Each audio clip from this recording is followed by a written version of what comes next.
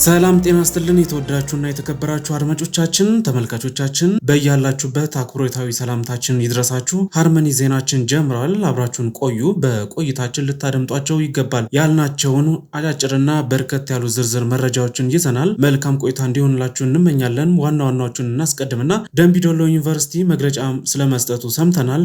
ከብርቱካን ጋር በተያያዘ አሁናዊ መረጃም ወደ እናንተ እናደርሳለን። የኤርትራ መንግስት የአዘርባይጃን ዜጎችና ጀነራሎችን ሊለቅ ስለመሆኑም ሰምተናል። በማዕከላዊ ጎንደርና ሰሜን ጎጃም ዞኖች እየተካሄዱ ባሉ ውጊያዎች በርከት ያሉ ሰዎች እየተገደሉ ስለመሆኑ ሰምተናል። በተመሳሳይ መረጃ ኮሎኔል ደመቀ ዘውዱ ከትግራይ ተወላጆች ጋር መምከራቸውንና ወልቃይት ጠገዴ ድሮም ጎንደሬ ቤገ ምድር ነው ስለማለታቸው እንነግራችኋለን። በትግራይ የህወሓት ተቃውሞ ቀጥሏል። በትግራይ ከህወሓት የተለየ አንድ ትልቅ ኃይል እየመጣ ስለመሆኑ ሰምተናል። በዝርዝር ይዘነዋል። አብራችሁን ቆዩ። የሃርመኒ ዜና ቤተሰብ ያልሆናችሁ ቤተሰብ እንድትሆኑ ላይክ፣ ሰብስክራይብ፣ ሼር በማድረግ አብራችሁን ቆዩ። መልካም ቆይታ።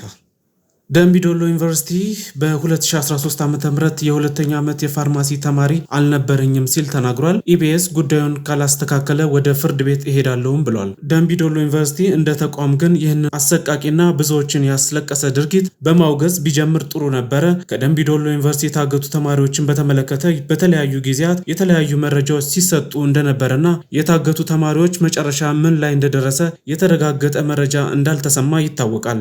የቀድሞ የኢትዮጵያ ዲሞክራሲያዊ ፓርቲ አባልና ፕሬዝዳንት የነበሩት አቶ ሙሴ ሰሙ ስለ ብርቱካን እንዲህ ብለውም ተናግረዋል። የወጣትነት ተስፋሽን ለጊዜውም ቢሆን አጨልሞታል።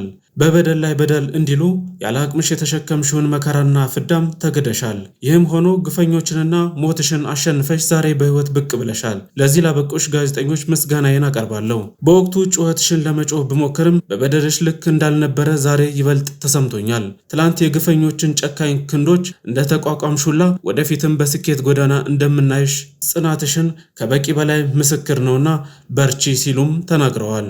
የኤርትራ መንግስት አውጥቶና አውርዶ በመጨረሻ ያገታቸውን 18 የአዘርባይጃን ዜጎች እንዲሁም ደግሞ ጀነራሎች ለመልቀቅ ግዴታ ውስጥ መግባቱን ሰምተናል። በተያያዘ የኤርትራ የውጭ ጉዳይ ሚኒስትር ኦስማን ሳለህ አስመራ በህወሓትና በትግራይ ክልል ጊዜያዊ አስተዳደር እየተካሄደ ባለው ግጭት ውስጥ ምንም አይነት ሚና እንደሌላት ትናንትና ለዲፕሎማቶች በሰጡት ማብራሪያ ላይ ተናግረዋል። የውጭ ጉዳይ ሚኒስትሩ ኢትዮጵያ በዲፕሎማሲያዊ መንገድም ይሁን በኃይል የባህር ኃይል መገንባትና የባህር ባለቤት ለመሆን የምታደርገውን እንቅስቃሴ የጎረቤቶቿን ሉዓላዊ ነትና የግዛት አንድነት እንድታከብር ግፊት እንዲደረግባት ለዓለም አቀፍ ማህበረሰቡ ጥሪም አቅርበዋል።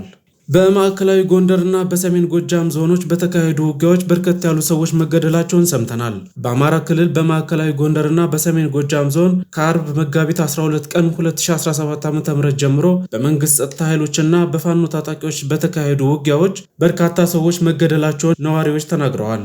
በጎንደር ከተማ የፋኖ ታጣቂዎች ተኩስ መክፈታቸውን ተከትሎ ግጭቶች መካሄዳቸውን የገለጹት ነዋሪዎች አክለውም ታጣቂዎች የጎንደር ዙሪያ ጠዳ ክፍለ ከተማ አካባቢውን ተቆጣጥረው መቆየታቸውን ለደህንነታቸው በመስጋት ስማቸው እንዳይጠቀስ የጠየቁ በማዕከላዊ ጎንደር ነዋሪ የነበሩ ሰዎች ተናግረዋል።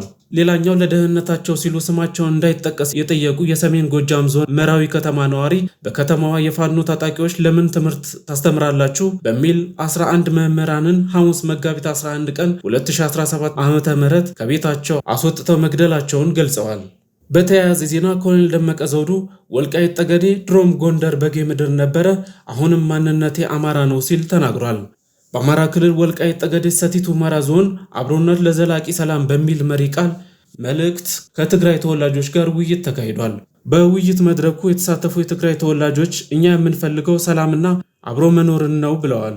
ከጦርነት ያተረፍነው እልቂት ብቻ ነውም ሲሉም ተደምጠዋል። ተሳታፊዎች በደርግ ዘመነ መንግስት ወደ ወልቃይት ጠገዴ እንደመጡና አካባቢው በወቅቱ በጎንደር ክፍለ ሀገር ይተዳደር እንደነበር ትውስታቸውን አንስተዋል። በዚያ ዘመን እንደ ማንኛውም ሰው በሰላም እንኖር ነበር ያሉት ተሳታፊዎች አካባቢውን እኛ የምናውቀው በበጌ ምድር ሲጠራ ነው ብለዋል። ደርግ ከለቀቀና ህወሓት ወደ ስልጣን ከመጣ በኋላ ወደ ትግራይ የተካለለ ስለመሆኑም ተናግረዋል። ወልቃይት ጠገዴ ድሮም ጎንደሬ በጌ ምድር ነው፣ አሁንም ማንነቴ አማራ ነው ያለው ማንነቱ መከበር አለበትም ብለዋል። ስም ሳንሰጣጥና ሳንፈራረጅ አብረን መኖር ይገባል ያሉት ተሳታፊዎቹ የዞኑ አስተዳደር ለትግራይ ተወላጆች የሚሰጠውን ክብር አጠናክሮ እንዲቀጥልም ጠይቀዋል። የቃባት ሁመራ ወረዳ ዋና አስተዳዳሪ አታላይ ተፈራ ህወሓት ያመጣው ክፉ አስተሳሰብ የትግራይንም ሆነ የአማራን ህዝብ ጎድቶታል ሲሉም ተደምጠዋል። በዚህ ድርጅት እኩይ ስራ ምክንያት ምንም የማያውቀው ህዝብ ገፈት ቀማሽ ሆኗልም ሲሉም ተደምጠዋል። ከዚህ በኋላ ሁሉም በቃ ሊለው ይገባልም ተብሏል። ባሳለፍነው ጦርነት በርካታ የትግራይ ወጣቶች ረግፈዋል። ወላጆቻቸው ያለ ጧሪ ቀባሪም ሆነዋል። አንድ ህዝብ በጦርነት አዙሪት ውስጥ ማኖር በህዝብ ነፍስ መቀለድ እንደሆነም በውይይቱ ላይ ተሳታፊዎች ገልጸዋል። የሁመራ ከተማ አስተዳዳሪ ከንቲባ በላይ ፈለቀ ህወሓት የፈጸመውን ግፍና በደል በግልጽ ማውገዝ አለብን ሲሉም ተደምጠዋል። ህወሓት የፈጸማቸውን በደሎች ሁላችንም እናውቃቸዋለን። የተፈጸመውን በደል በመደበቅ ሰላም ማምጣትና አብሮ መኖር አይቻልም ሲሉም ተናግረዋል። አማራነት አቃፊነት ነው። የዚህ ማሳያው ደግሞ በህዝብ ላይ ወንጀል ካልፈጸሙ የትግራይ ተወላጆች ጋር እንዲህ ተከባብረን መኖራችንን ይበልጡን እንድንቀጥል ያደርገናል። ሁሉም ሰው የትም በነፃነት የመኖር መብት አለውም ሲሉም ተደምጠዋል። የወልቃይት ጠገዴ ሰቲት ሁመራ ዞን ምክትል አስተዳዳሪና የሰላምና ጸጥታ መምሪያ ኃላፊ ኮሎኔል ደመቀ ዘውዱ ወልቃይት ጠገዴ በታሪክ የትግራይ አካል ሆኖ እንደማያውቅም ተናግረዋል። ጉዳዩን በማድበስበስና የትግራይ ህዝብና ወጣት ስሜት በመቀስቀስ አካባቢውን መልሰው የመያዝ ፍላጎት ያላቸው አካላት መኖራቸውም በውይይቱ ላይ ገልጸዋል። የአማራ ህዝብ ነቅቷል ያሉት ኮሎኔል ደመቀ እውነትን ይዘን ህግን ተከትለን በጋራ ካሰብን አብረን መኖር እንችላለን ሲሉም ተደምጠዋል። ይህ ካልሆነ ግን ከዚህ በኋላ አንዱ አንዱን በኃይል አንበርክኮ መኖር የሚቻልበት ሁኔታ አይኖርም ሲሉም አክለዋል። በ21ኛው መቶ ክፍለ ዘመን አንድ ህዝብ በኃይል አስገብሮ መኖር አይታሰብም ብለዋል። የወልቃይት ህዝብ ከዚህ በኋላ በህወሓት ጭካኔ እየታሰረ እየተጎተተና እየተገደለ መኖርን ስለማይፈቅድ በመከባበር አብሮ መኖር የተሻለ አማራጭ መሆኑንም ጠቁመዋል። የኛ ጥያቄ ያለምንም ደም መፋሰስ በህግ አግባብ መልስ እንዲሰጠው ነው ብለዋል። ህወሓትም ለዚህ ሐሳብ ፈቃደኛ ይሁንና እናንተ ነዋሪዎችም እውነትን በመደገፍ የግጭትና የእልቂት ሐሳብን በመቃወም በሰላም አብሮ ለመኖር የበኩላችሁን አስተዋጽኦ ልታበረክቱ ይገባል ሲሉም በውይይቱ ላይ ሐሳባቸውን ተናግረዋል። ሳልሳይ ወያኔ ትግራይ የህወሓትን አካሄድ ተቃወመ።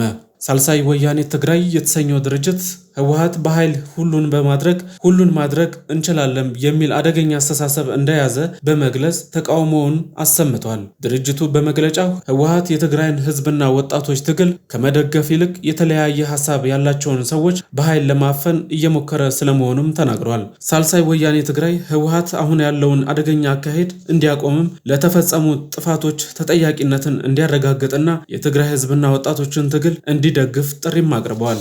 ድርጅቱ ህዝቡንና በተለይ ወጣቶች ከጎኑ በመቆም ለአደጋ የሚዳርገውን የህወሓት አካሄድ እንዲቃወም ጠይቋል። በተጨማሪም ድርጅቱ የትግራይን ህልውና ለማስጠበቅ ብሔራዊ ጉባኤን መሰረት ያደረገ ጊዜያዊ መንግስት መቋቋም እንዳለበትም አሳስበዋል። በሌላ በኩል በትግራይ ከህወሓት የተለየ አንድ ትልቅ የፖለቲካ ኃይል እየመጣ ስለመሆኑ አቶ አምዶም ገብረስላሴ የአረና ትግራይና ለዲሞክራሲያዊና ሉዓላዊነት ፓርቲ ሊቀመንበር ተናግረዋል። የአዲስ አበባ ዩኒቨርሲቲ የታሪክ ክፍል ምሩቅ አቶ አምዶም ገብረስላሴ በትግራይ ክልል ፖለቲካዊ ህይወትን በመፎካከር የመጀመሪያው የነበረውን አረና ትግራይ ለዲሞክራሲያዊ ሉዓላዊነት ፓርቲን ከ2000 ዓ.ም ጀምሮ መቀላቀላቸው ይነገራል። አቶ አምዶም ዛሬ አንጋፋ ለመባል በበቁት የተቃዋሚው የአረና ትግራይ ፓርቲ ተሳትፏቸው ህወሓትን ተቺ የሆኑ ጽሑፎችን በመጻፍ እንዲሁም አስተያየቶችን በመስጠት ጎልተው የሚጠቀሱ ፖለቲከኛ ናቸው። ከ2015 ዓ.ም ጀምሮ የአረና ትግራይ ፓርቲ ሊቀመንበር ሆነው እያገለገሉም ይገኛሉ። በአሁኑ ወቅት በትግራይ የህወሓትን እርስ በርስ መከፋፈልና መወዘጋገብ ተከትሎ የፈጠረውን የፖለቲካ ውጥረት በተመለከተ መልእክታቸውን ለሪፖርተር አጋርተዋል።